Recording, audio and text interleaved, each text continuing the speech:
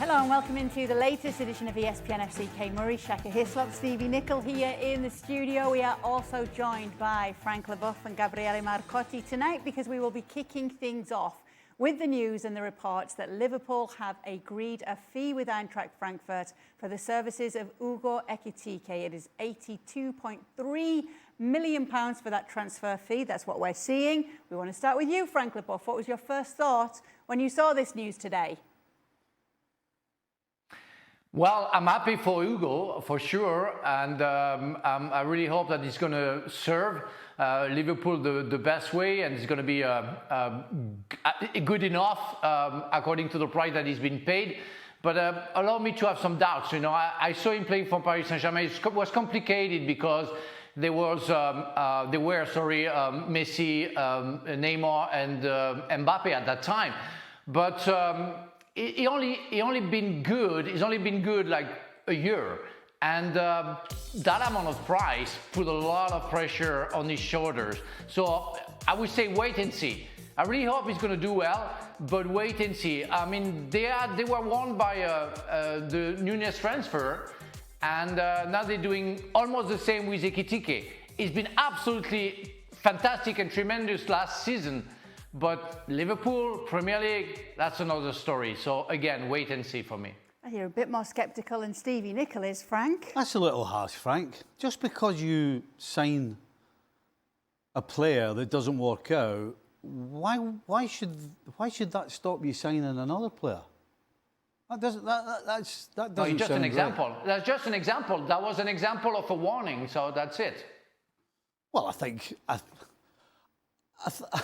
think every single person at Liverpool knows that scoring goals in the Bundesliga, although this is not new, I mean, you got Young-Min Song, you got Haaland came from the Bundesliga as well.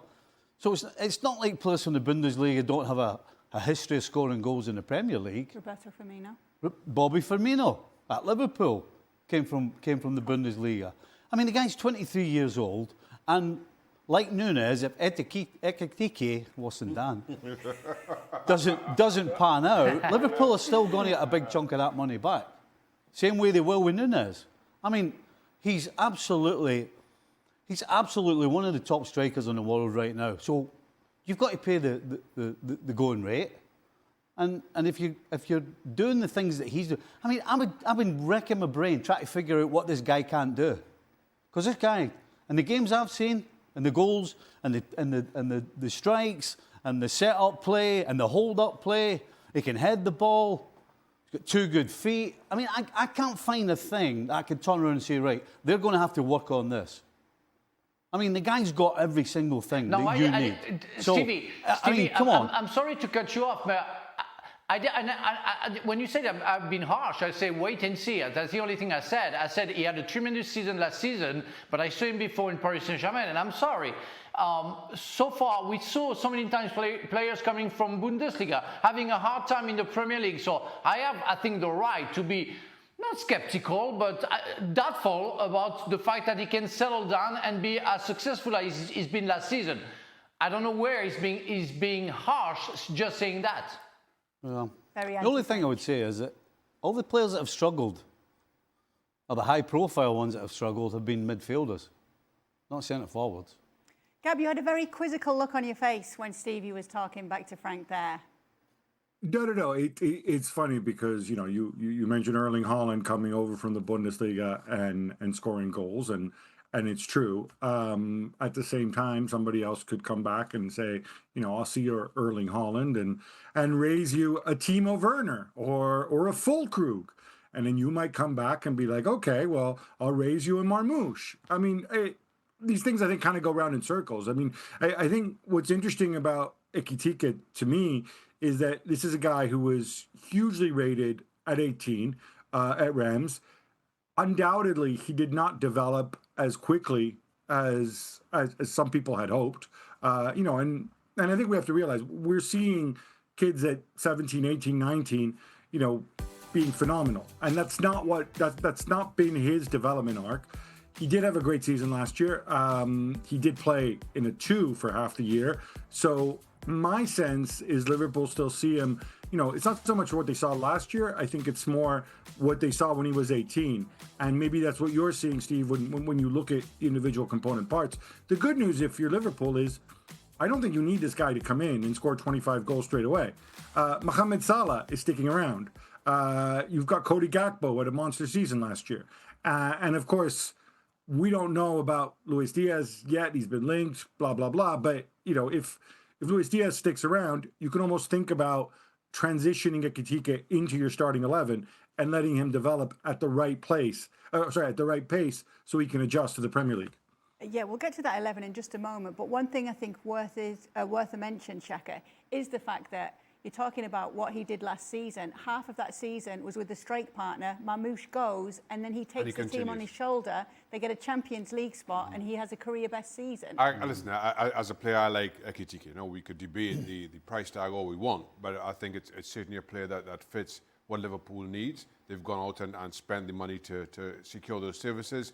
I get Frank's point, but he is still a young man at what, 23, 24. So to draw comparisons from a couple of seasons ago with PSG and all the issues that PSG had certainly at that time, I think is unfair on the player himself. He may very well have time to adjust, as Gab points out. But I think he comes. For me, I think Ekitike last season showed himself to be a better striker than Darwin Núñez at Benfica. I thought he looked a better finisher than we saw Darwin Núñez at Benfica. So I don't have the concerns that Frank does about around that comparison. So all being said, I think he comes in, fits in exactly where Liverpool needs. He's young, he has time, he'll figure it out. I'm not as concerned as well, quite clearly Frank is. So let's take a look at Liverpool's 11 with Hugo Ekitike in that starting lineup for them next season. How things could look for Arne Slot's Stevie. I mean, a team that won the Premier League last year, that is even stronger than the team that won the Premier League. And I mean, you look at Ekitike, and we can talk about what he may or may not do, but he's 23 years of age. And when you've got Gakpo, Salah and Wirtz, McAllister around you, how can you not progress even further? Because Ekitike, as great as he's been, still isn't a finished article at 23. He's still got more growth, more experience. So to have those players around you, I mean, this is not a Rasmus Højlund going into a Man United team where nobody's going to help him, nobody's going to coach him, nobody's going to help this guy in any sort of way, shape or form. Ekitike is going to have the whole club, the whole team, helping him out, playing him in, pushing him forward, pulling him down if he needs it, if he gets too big for his boots. No. I mean, he is walking into the perfect situation right now. He's walking into a world-class team that's going up, and he's surrounded by world-class players who in their worst day are going to make him even better than he is. Yeah, Frank. I don't want to be the guy who criticizes Ekitike, because I really like him and I really appreciated what he did last season. And if he's as good as he was last season, it's going to be tremendous, and it's going to be a plus for Liverpool for sure. I'm questioning his ability to settle down to Liverpool the fastest way. What Stevie says, yeah, of course, it's going to be served. But I think Darwin Núñez was served last season. And it didn't work. The season before, and it didn't work. And he had Salah, he had Gakpo, he had Szoboszlai, McAllister, he had Trent Alexander-Arnold, he had Robertson on the side, and he wasn't there. So I really hope that Ekitike will be different. Really, really. Hear me, people, before criticizing me on social network. I love Ekitike, but really, you know what? No, we have to work now. Yeah. Yeah, no. I love that guy, and I know how talented he can be. I'm just wondering if he's going to settle down as quick as possible and better than Darwin Núñez. So we're seeing the transfer fee here north of 80 million, and if he is to come in and it's all to get done, this is what the net spend would look like for Liverpool. We're looking at this in net transfer expenditures, 245 million with the reported Ekitike signing coming in. Gab, where are Liverpool getting all this money from? Well, they have quite a bit of headroom under financial stability rules or profit and sustainability rules in the Premier League. We knew that after the summer they had last year.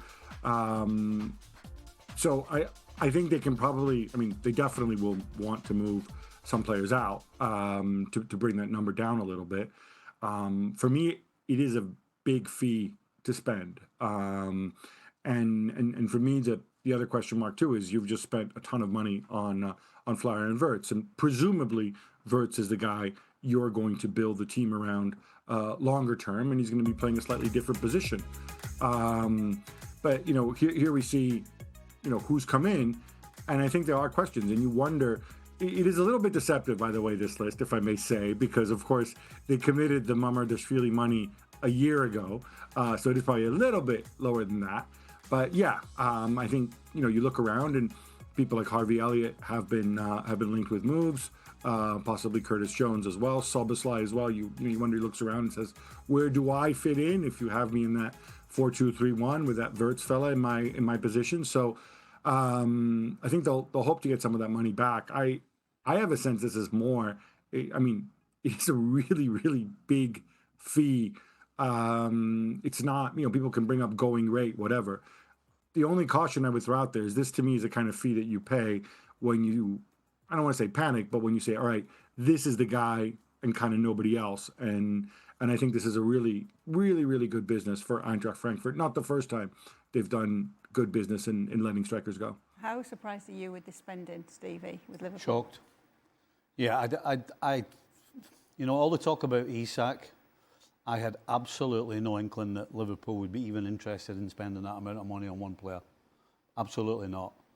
And the fact that they then go and sign Wirtz for over 100, and they're still interested in trying to figure something out with Isak. I mean, they're really going for it big time. I mean, it's fantastic to sit back and watch it. Could Isak still happen, even with this gap? I mean, Isak has a flexibility. We've seen him play out on the wing. The problem is Liverpool's wingers are, at least in but that 4-2-3-1 financially, could we it saw. still happen? I don't think it can. I don't see how. I mean, unless unless you're planning to sell McAllister to Real Madrid and Konate to somebody else or whatever. I mean, I just don't.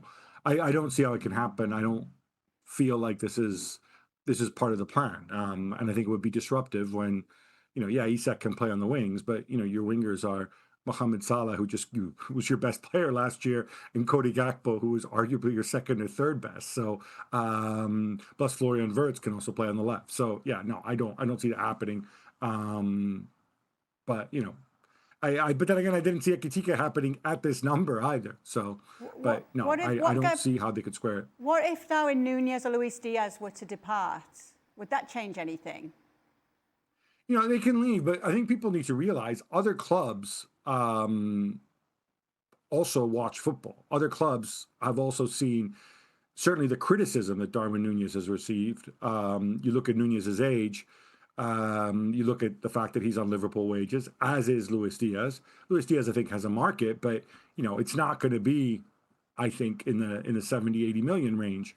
And Darwin Núñez as well is going to be, I think, substantially less than that. And in Núñez's case as well, given the money they spent on him, they're going to have, they've got the amortization to think about as well. So I think it's going to be, I mean, I wouldn't exclude the possibility that they both move on.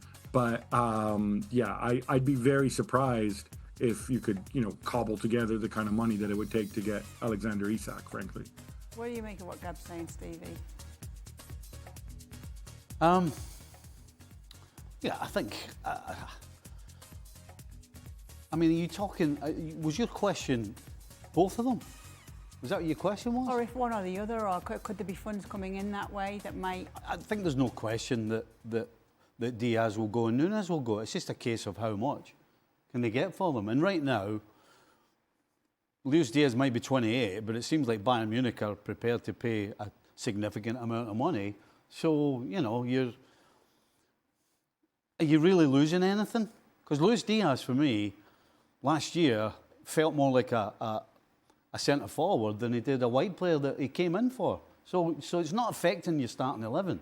So why are you not taking 60 million, let's say, from Bayern, and it's costing you 82 for a 23-year-old who in a couple of years, again, depending on how he does, could be one of the best players on the planet, certainly goal scorers. But would you have a fear for their squad depth in attack if those players were to go, even with the players they're bringing in?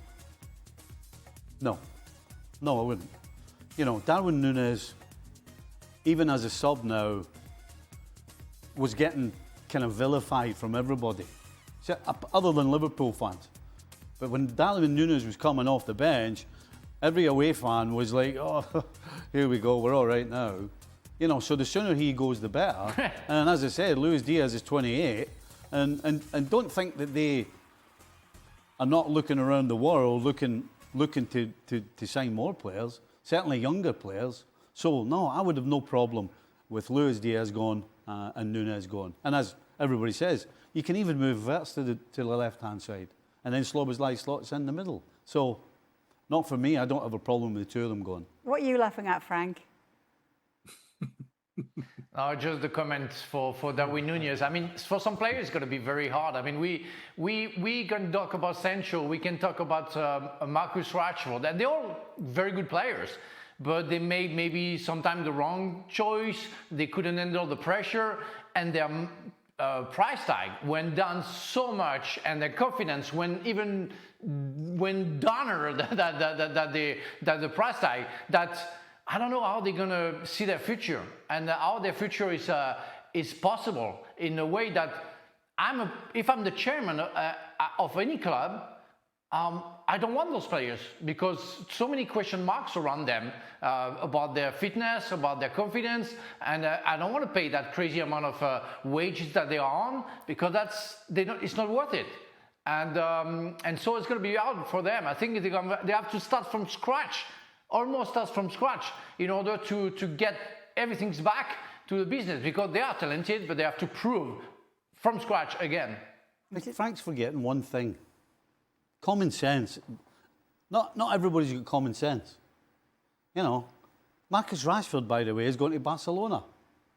What sort of common sense is that? I mean, so we're talking about chairmen or directors of football or owners. I wouldn't be so sure they're all full of common sense. Yeah, some people are crazy. I hear that Sancho can go to Juventus. I mean, that's crazy. Yeah, I'm sorry. I don't know. Gab, help us out. Juventus, Sancho. How come? Wait, that's coming later. Okay, I just want to get your thoughts, Shaka, on what you're seeing from Liverpool. You think that they're in the right direction to defend that title next season? Without question, I do think to the point that was just being discussed that if both Darwin Núñez and Diaz goes, that Liverpool would need at least another attacking player, just for squad depth, because. There's a lot of football that Liverpool will be playing next season, kind of given the expanded format of the Champions League that we saw last season and everything else that comes with it.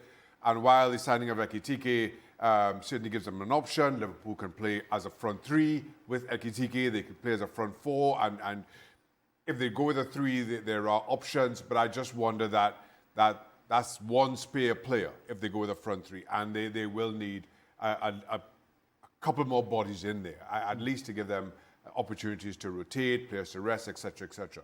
I do not think that player will be Alexander Isak. I think Newcastle had an eye on Ekitike if Isak moved to Liverpool, as the speculation was. Ekitike came out and made it known that he was going to Liverpool and nowhere else, and that kind of put an end to Newcastle's interest, and as a result, put an end to Newcastle's willingness to part with Isak at any single price. So for me, I think Liverpool certainly have moved in the right direction. They do need a couple more warm bodies in key positions, just kind of given the workload that you expect Liverpool to be involved in, given the number of competitions that they're in. So, according to Fabrizio Romano, the transfer expert, this is a breakdown of Victor Osimhen set to join Galatasaray on a permanent deal. 40 million euros immediate payment, 35 million in 1 year, 5 million euro add-ons based on goals, 10% sell-on clause on future profit, and the clause is to avoid sale to Italian clubs in the next 2 years. Now, obviously, Gab, we know how good this player is. We know how many teams have been looking for goal scorers, but it feels as though he's never been linked as much as he should have been with names that he was touted as potentially going to. What is the deal with Osimhen? Why hasn't it been that he's ended up at a club in the top 5 leagues? I think this is an overarching mystery. It's true. He was, when he extended when he didn't move last summer, he extended his deal with Napoli for another year to preserve his transfer value. He got a significant bump there. So, you are talking something in the region of £250,000 a week, which is a ton of money. But it's not out of this world money for a guy who I think is one of the top 5 center forwards in the world. We can have a debate about this if you like, and when I saw, Mateus Cunha, Brian Mbeumo, guys who are actually older than Victor Osimhen, I really kind of wondered about this. And people can look at the Turkish leagues and be like, ha ha ha, look, and go and kind of discount it. Okay, fine, discount it. So what? So it's 50% as good as the Premier League? Okay, I think you take those 19.5 goals, and the work rate, and the assists, and the fact that, in terms of character, this guy is an absolute leader. I think a lot of people have really missed the trick on this one.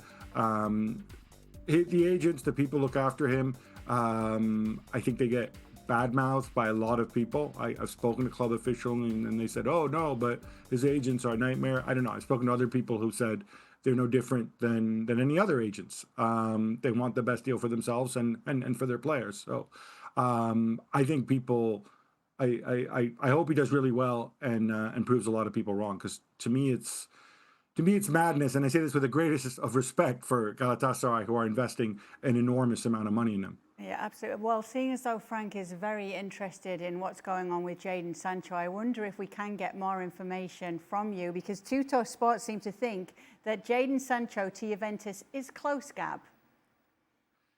So, all right, this is the bizarro thing that doesn't make sense to me. Obviously, Juventus are in a very precarious financial situation. They've got the Dusan Vlahovic situation to resolve. They've got the Colomwani. They would like to keep him, but then they have to renegotiate their loan deal with Paris Saint-Germain. Paris Saint-Germain, of course, spent a lot of money for him. So money's a little tight. I would have thought that another winger on a team that, already has Kenan Yildiz and Nico Gonzalez and Tim Weah and so on, I don't really see why it's something that they necessarily need. They also have Chico Conceição, who they're hoping to extend the deal with Porto. But Sancho's there and he's available. The thinking is that he's got a year left on his contract. He is on a really big contract. So the idea is that Manchester United would let him go for relatively little. The problem is, if you're Sancho, you've got a year left.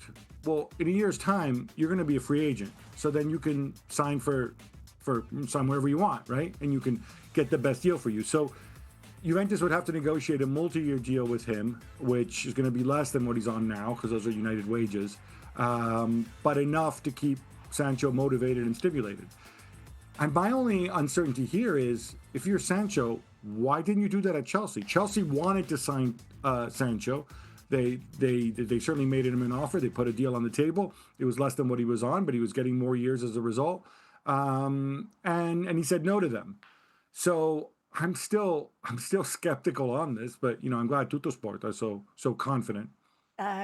Frank, was that a good enough explanation for you on Sancho to Juventus?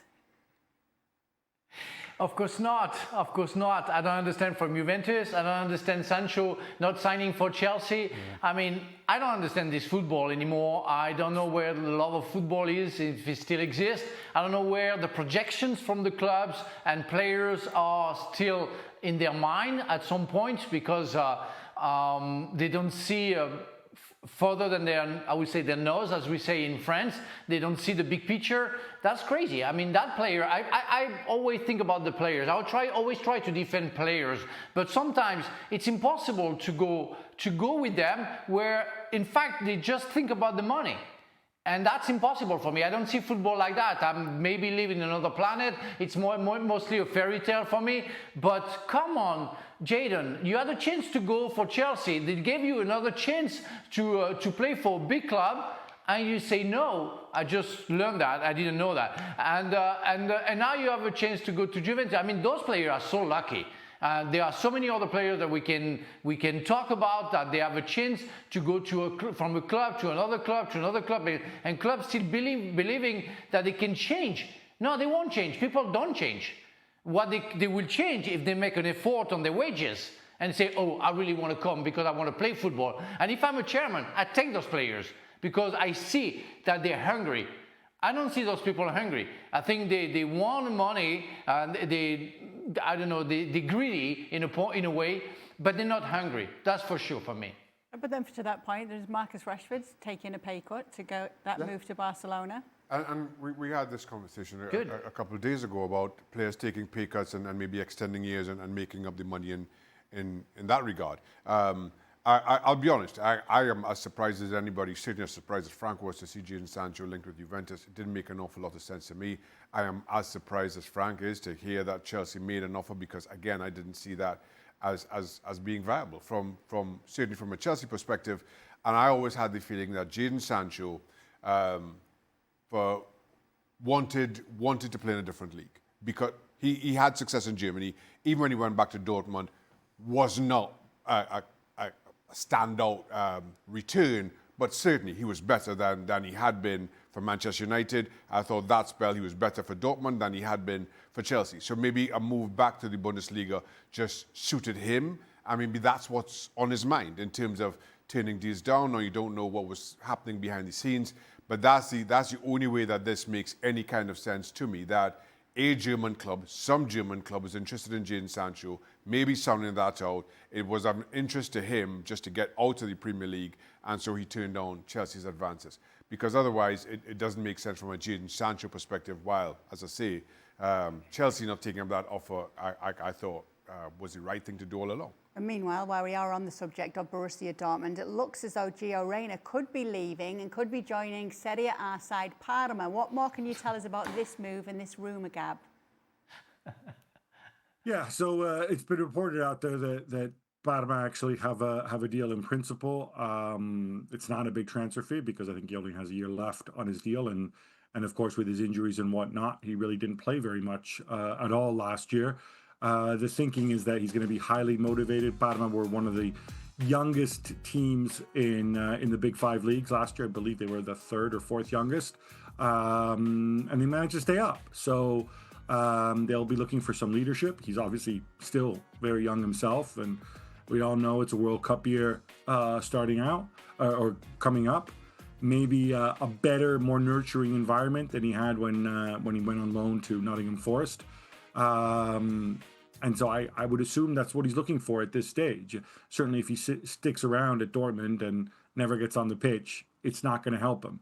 And then he'll be a free agent next June and nobody's going to want him heading into a World Cup. That's not what he needs. So if I could see the appeal from Gio's part, also no European football. Well, I guess he is pretty well rested. He hasn't played that much, but I think it makes sense. And I think Dortmund at this stage, they know that with a year left, there's only so much they can ask for. Does this one make a bit more sense to you, Frank? No, no.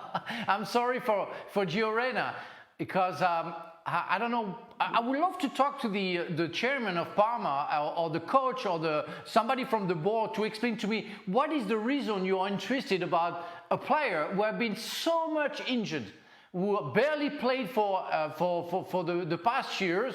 What is your sense of feeling that you have, that you think that something is going to change? I'm sorry. Until proven otherwise, I have doubts, and big doubts about that guy. He's only 22. We have heard so much things about him and his body, fitness, blah, blah, blah, that if I'm a chairman, no, I would say, I'm sorry, I cannot help him out.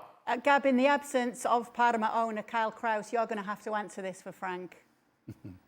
So Kyle Kraus, who funny enough, is actually of Neapolitan descent, despite the fact that he sounds and looks like he's German. He's from Iowa, very Midwestern. But those are just some few Kyle Kraus facts.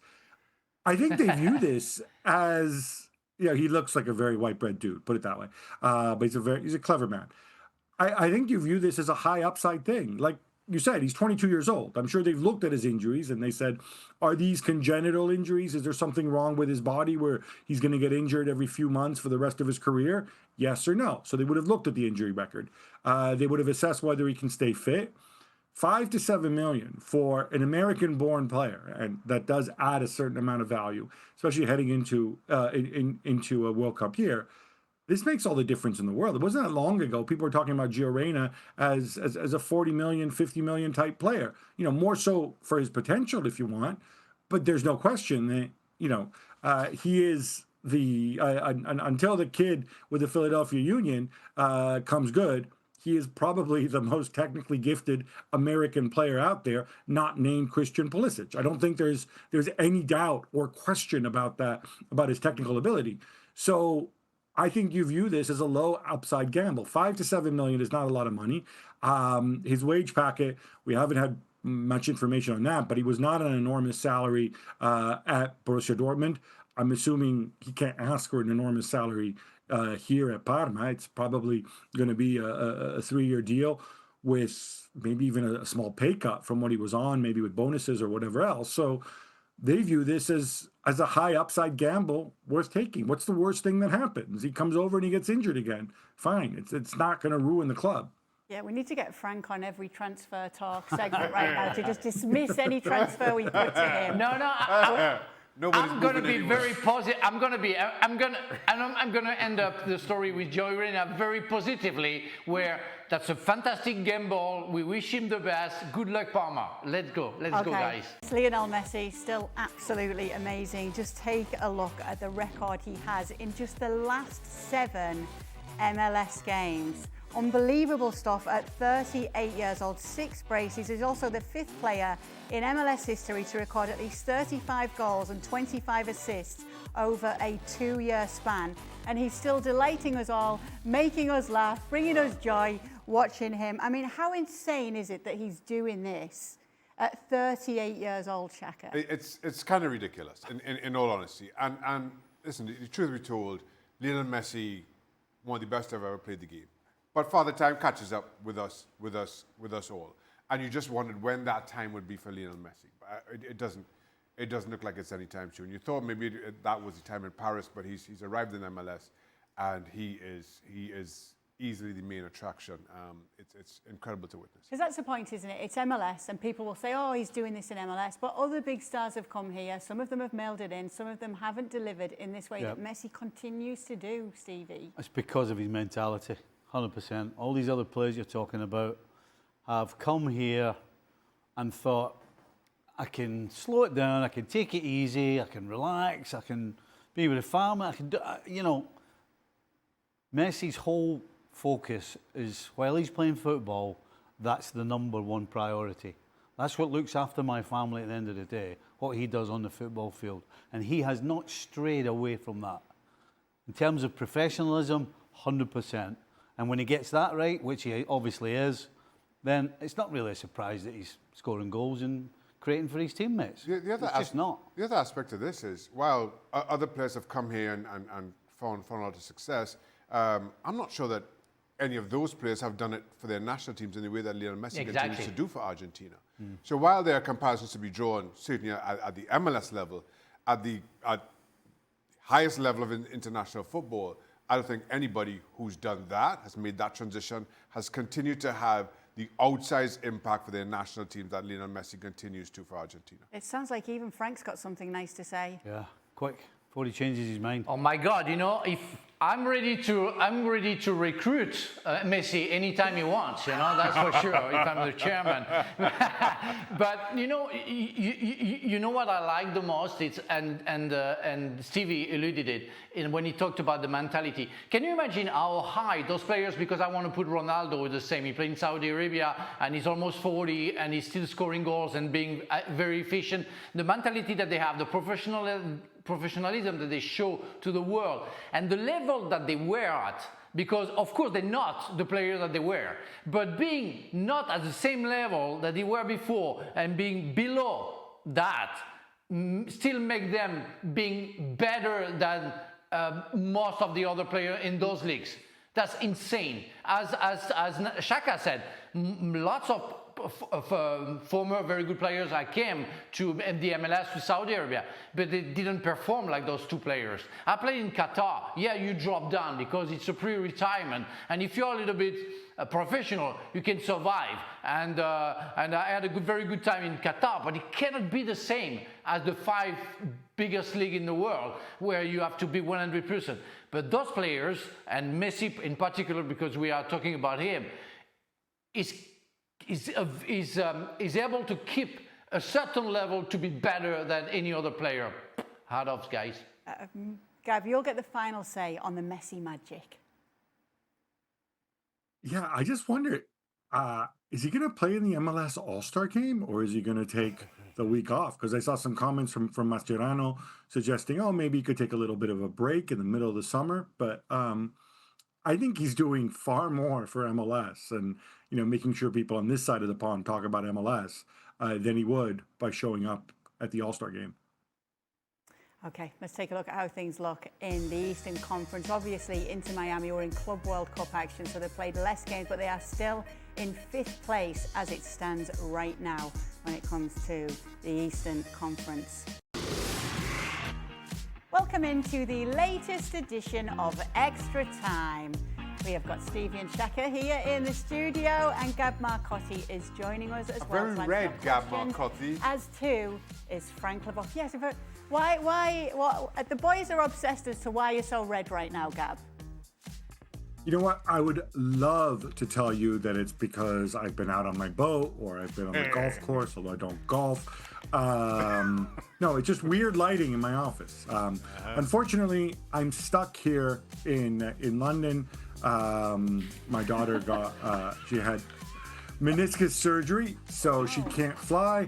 And then she's going off to university in the middle of August. So I decided, all right, I don't need a summer holiday. I'm just going to stay here, stuck on this sceptered isle, enjoy London in the summer, come on with you guys, and I guess look red under this weird lighting I have. Yeah, don't have all the professional makeup artists that these guys have. You don't have any oars with that boat, do you? What's that? You don't have any oars with that boat, do you? No. No? No. All right. No. Just checking. No, this takes me back. Yeah, no, let's not go there. Oh, they still do on a regular basis here on Extra Time. Anyway, would Nicholas Jackson be a good or a bad signing for Manchester United? We should ask Frank this, seeing as though he's our transfer guru, our transfer rater. Guys, I'm going to be more hated than Craig Burley, after that show, So, It was a high bar.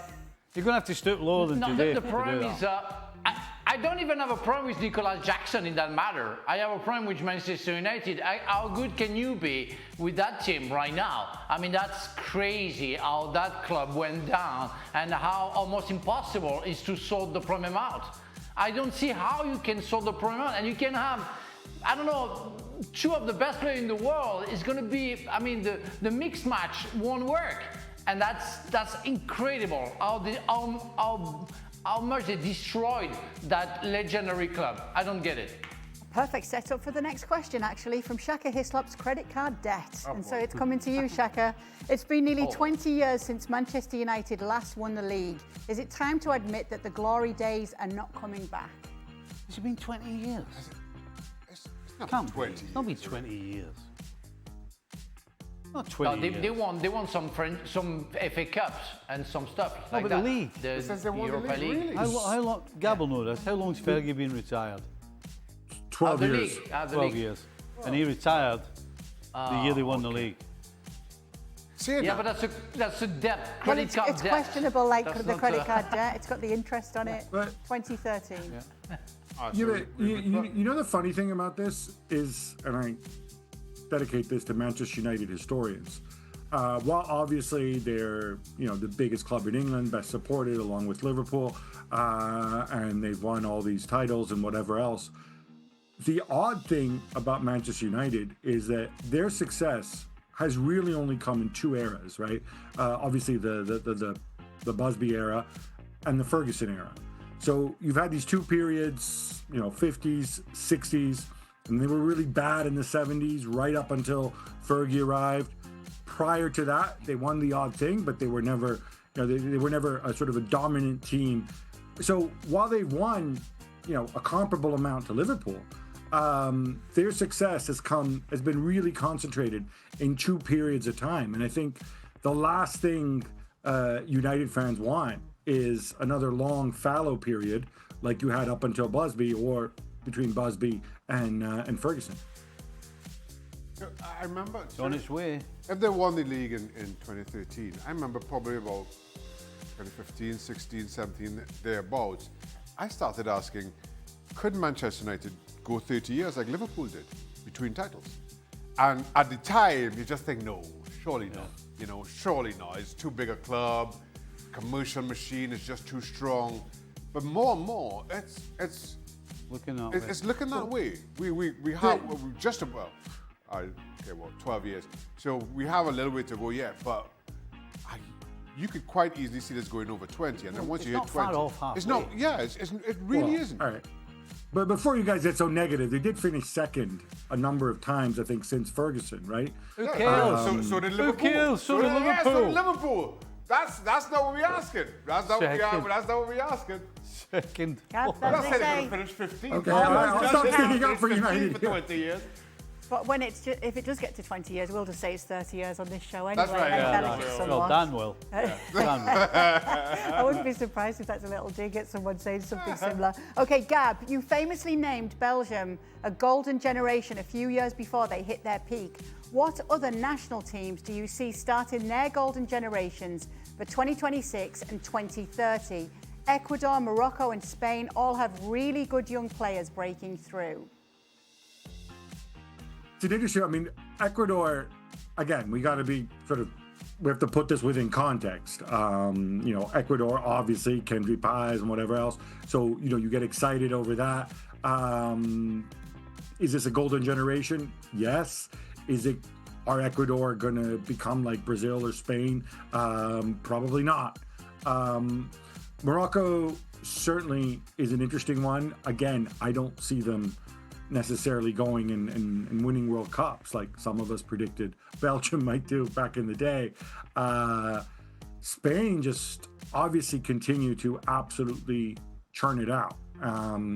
You just think of Lamine Yamal, you think of Hyson, the list kind of goes on and on. What I think is interesting though is I think there's also a lesson in the Belgian piece is that you do have a window of opportunity. And it's really difficult. I think a lot, also when you've got a lot of players who are roughly the same age, it becomes really, and you've grown up together, I almost feel like you have to win kind of during the first half of your window, because then what happens is you risk getting what you got with Belgium, where these players have been together for so long and many are still in the prime of their careers, but it's almost like the coach is reluctant to break up the gang, and they tend to stick with them because they are the golden generation, and new blood doesn't come in and it can get a little bit stale. The next one's pretty harsh. Stevie is a fraud and needs to apologise live for saying that the pitch was the reason PSG lost, considering that it was the same pitch where they beat Madrid 4-0. Fraud. Well, I am absolutely delighted that my football opinion mentioned beating Real Madrid on the same field, because that was an advantage of them playing on that field before and doing what they did. Listen, it wasn't the only reason, but it was a huge part of it. You got PSG who want to play out from the back, and you got PSG who want to try and hold a line. Did you say it was the only reason though? At the time, I probably did, but it wasn't just. I like how you say probably. But it was the major factor. And the reason why I'm talking about PSG playing it out of the back, when the field is so slow, that affects the team that's playing the ball out from the back. It's easier to close a team down when they can't move the ball so quickly. It's also easier to get in behind teams that want a high line when the ball's not either going to run through to the keeper or run out of play. why did they beat they Real were Madrid? two huge factors. The same thing. The very same reason. They beat Madrid, it's the same reason they beat PSG. No. It sounds like you need some of those. No, you get but the PSG tactics beat right. Madrid. PSG beat Madrid. On the PSG same beat field. Madrid. Oh. Well, I think that tells you how bad Madrid were. I read it wrong. It was going so well. I read it wrong. Thinking, what am I missing here? I read it wrong. So good. Stevie, you need some Oz now. Tell you what I need. I need to change these glasses. That's what I need. I've never seen somebody turn reverse so far. Oh, that was good. That was funny. See, you can't call him a fraud when he didn't even know what he was talking about anyway. But it doesn't change. Again, it doesn't change It my doesn't change explanation. now. It doesn't, well, it doesn't really. Stevie, just leave it. Leave it. No. No. Can't listen to it. Yeah, Shall we try again? Yeah. belongs to the So what was past. the question? The Stevie is, would you like, the Stevie is. The question is, would you like to apologise for saying that the pitch was the reason PSG lost, given that they beat Real Madrid 4-0 on that same pitch? Oh, no. Because that was the major reason. All right. Can I try to help Cannot Stevie here? stumble on the guy. Please, please, Gab, please. So what? Okay. So what? PSG beat Madrid So- 4-0 in the same field. So what? That's got nothing to do with the argument of the reason Chelsea beat PSG was because of the field. Doesn't change Right. anything. Well, but Stevie, just build on it. Real Madrid took a completely different approach to PSG to Chelsea in that game. So considering I'm trying to help you here, right? So if you're going to consider the pitch, if you're going to consider the pitch, then it made sense to go and press and press Paris Saint-Germain high. Real Madrid did not do that, possibly because you're not going to do that with. I'm helping you. You're not going to do that with Vini and a half-fit Mbappe, and so Real Madrid chose the wrong approach for that game, maybe because of the pitch. See? Does that help? Yeah, thanks, God. See? Well done. Well done. I told you. Hey, my footballing opinion. Take that. I did not have Gab and Stevie teaming up on my 2025 bingo That card. was so good. Thanks, Gab. You got me out of that. Thank you, Gab. What would we do without you? What would he do without you? See, he's not a fraud at all. Okay, what's a player prediction you have for the upcoming Premier League season? Mine is that Harvey Elliott has his breakout year, 20-plus goals and assists, and puts himself in contention for real minutes at World Cup 26, in part because Foden is finished. Their words, not mine. Frank? Frank's going to say Ekitike, isn't Yeah, during the show. Yeah, well, you know why? Why not? But I'm going to go for Joao Pedro. How much he clicked during that Club World Cup with Cole Palmer make me think that guy who scored, I think, 10 goals last season and 6 assists for Brighton can easily double the goal and score much more and assist more as well. Because I feel he's so comfortable. He already knows it's like he already knows how to play with his teammates. And I feel very confident that he can really help his players out, his teammates out, and score more than 20 goals and have a hell of a season. You guys got anyone? Can't argue with that. No. Joao Pedro, absolutely. I'm going to go Ethan Nwaneri to score 15 goals in all comps next season Where's he going to play? for Arsenal. Where? On the Anyway, pitch? up front. Yeah, on the pitch that PSG play, on the same pitch that PSG play Chelsea. Anyone for you, Gab? Joao Pedro's a very good shout. Interesting, he mentions Harvey Elliott there. He may have, Harvey Elliott's a player I love. He may have a breakout season. It may not be for Liverpool if they can't shift Nunez or Luis Diaz. It may be for somebody else. But no, I'm going to go with somebody we used to talk about all the time, and now we don't seem to talk about much, Erling Haaland. I don't think he had a good season last year. Neither did his club. And I think a lot of the signings that City made. Prediction. Well, is that? No, that's Did I okay. That's choose the okay. wrong guy? Am I not allowed to I mention understand Erling it, Braut sorry. Haaland? Has he been banned unless Jan I'm is sorry, Right Gab. after you Gab. defended him, Gab. Gab, I'm sorry, you my just glasses. defended him a minute ago. I can't. I misread. Sancho, could he? I misread that again. No, I expect Erling The question was Haaland. breakout, by the way. Well, this person's player prediction is that Harvey Elliott will He said have a Harvey- That's not the breakout question you year. asked. You said breakout. Did I? No, she read the question. Did I just- She did I didn't. read it She wrong? didn't. The word breakout is not in the question, Yes, it is. is it? It's in the statement. He asked but a not question and then he made a point about Harvey Elliott's breakout season. He That's not wants a what Keith generic said. player prediction. He read it. He He read said, the question. Frank, who's your breakout player? Don't look at me like that because you Well, can't see out those do you not glasses remember what you anyway. said? You I can't read see the K. You can't see question. K. I read the question. You'd be good on the dock, you, wouldn't you? Hey, yeah. I don't remember what I said. What? You don't remember what you saw? No, I just can't read. TV's having some issues this extra time. Honestly, my glasses. TV's having some glasses issues. Seriously. You said a worse extra time than the Crucible goalkeeper. Okay.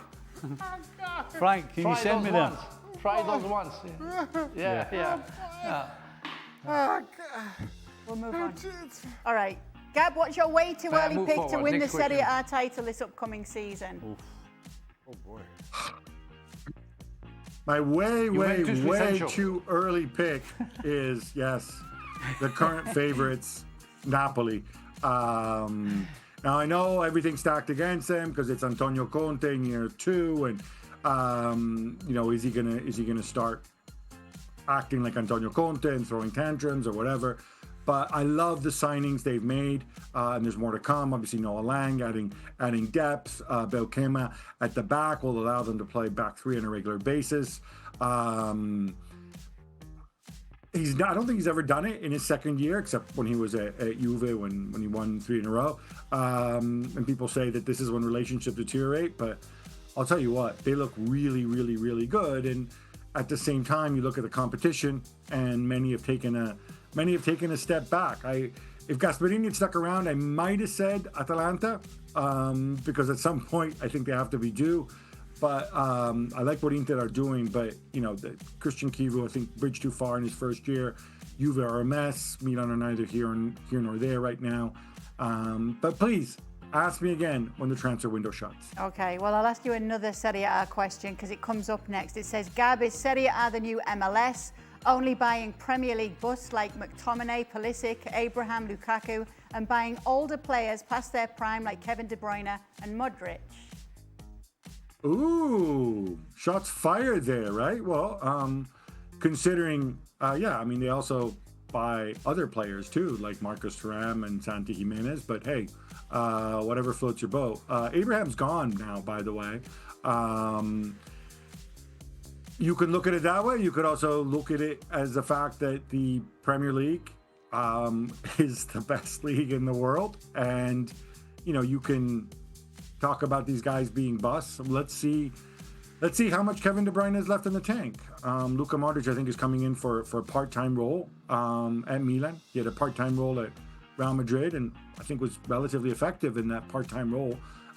Real Madrid right now are a better team than Milan, so I think he can go in and probably help them as long as he's used properly. So no, I think also in terms of average age, I think Serie A has also gotten a lot younger in the last couple of years, despite the perception from Mr. James Handel. So no, this is not the new MLS. So take that. And by the way, that Lionel Messi guy is doing pretty well in MLS, I think. All right. But I think it's an unfair comment from James Handel because McTominay left Manchester United and won the title with Napoli, and who was in the Champions League final? Not an English team, an Italian team against a French team. So calm down, guys. The Italians are still there. I don't like them, but it's still there.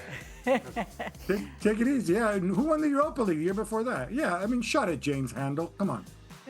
Is Exactly. Xhaka coming into the office more often now because he doesn't have AC at home? What? I've always been coming to the office. I've always been here. I do have AC at home. We look at me before. It's the hologram You of just Xhaka. moved, though. Moved last year. That's recent. All right, next question. Yeah. Shaka, picture this. You're in Trinidad watching the sunset by the I beach can with a picture drink that. in your hands. I can picture that too. I don't have a question for you, Shaka. I just think that you deserve to be in Trini right now instead of sweating out every liquid in your body because you don't have AC at home. I have AC! I have AC! Oh!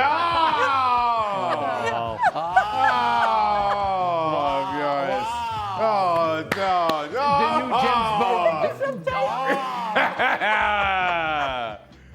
So, what are you, a trin bag of onion? What? Did that say a trin bag of onion? Trinbagonian. Oh, Yes, that's yes. a bag of onions. Put them all there. I'll tell you what. Dream. I'll be back. I'll be back soon. Hey, what are you doing with your clothes on in the water? I'm just contemplating things. Seriously? He was thinking. Did they He was film that in thinking. January He or was what? deeply thinking. That's right. I was thinking. I was just thinking about things. Yeah, I was thinking, he didn't realise he was in the sea. Looking for that How drink. can I put my AC? Where I should put the AC in my house? That's what I'm thinking. I missed the close-up on that commercial, though, where it has you looking into the I'll distance. tell you what. I pulled that one off. I did some kind of award. That's good looking out from Ezio for you, though, Thank you, Shaka. yes, thank you, SU. I'll be there soon, I hope. Gab, which country has the best food except Italy? Trinidad and Tobago. Trinidad and Tobago. Everybody knows Ooh. that.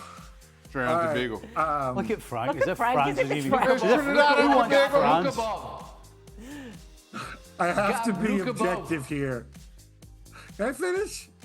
I would love to say Japan, where I spent my formative years. Japan is right up there. Mexico, I really enjoy Mexican food, way up there. But yeah, I gotta go with our neighbors. I'm sorry. One of those countries that's fortunate enough to border Italy, and yes, for that reason, I have to say Switzerland. No, just kidding. Just kidding. It's France. It's Trinidad and Tobago. I'm no. telling you all Grudgingly now, admit, yes. Trinidad and Tobago has the best food in the world. I'm telling you right now.